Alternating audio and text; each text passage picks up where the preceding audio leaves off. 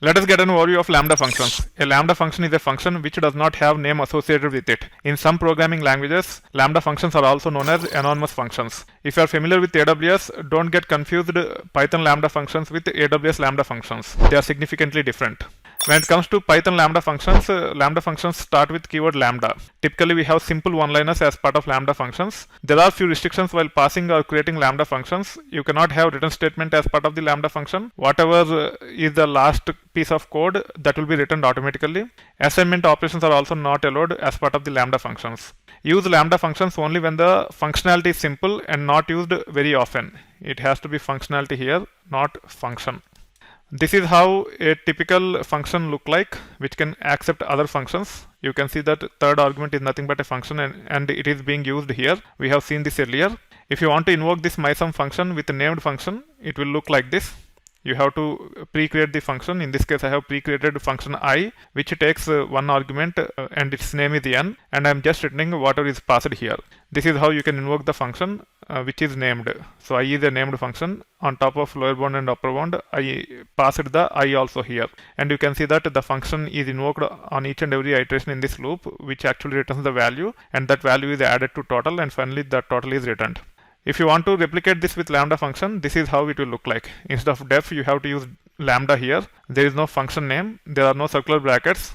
You can directly pass parameters like this, and then whatever is specified here will be returned. If you try to assign some value here, like n equal to 0, by breaking into multiple lines with indentation and all, it will just fail. So I'm just trying to return something here. Let me actually pass these arguments like this. 5 is one argument, 10 is another argument, and then lambda is another argument. And then I am doing this n equal to 0 and I am trying to return n, and it will fail. It will just say invalid syntax. Even if I say return n here, it will fail. It is not allowed to specify return or use assignment operations as part of the lambda function. So keep these things in mind. That's why we can only use lambda functions for simple functionality. If the functionality is complex, then we have to create a named function and we have to invoke using the named function the way we have seen earlier. Now let me run this and you can see the result here. For getting sum of squares, earlier we have created this function def square of n, return n times n, and we have used to pass it to mysum to get sum of squares. In this case, I can replicate that using lambda function like this. I just have to say lambda n and then n times n specified as part of the body, and this will be written automatically. Now I can run this and it will give us sum of squares. Same is the case with sum of cubes. When it comes to sum of evens, this is how it look like when I use the named function even. So as part of the even function, I am passing n as argument. If n is even, then n is being returned, otherwise 0 is returned. So this is how it look like when we use named function. If you want to replicate this even as lambda function, you can specify like this.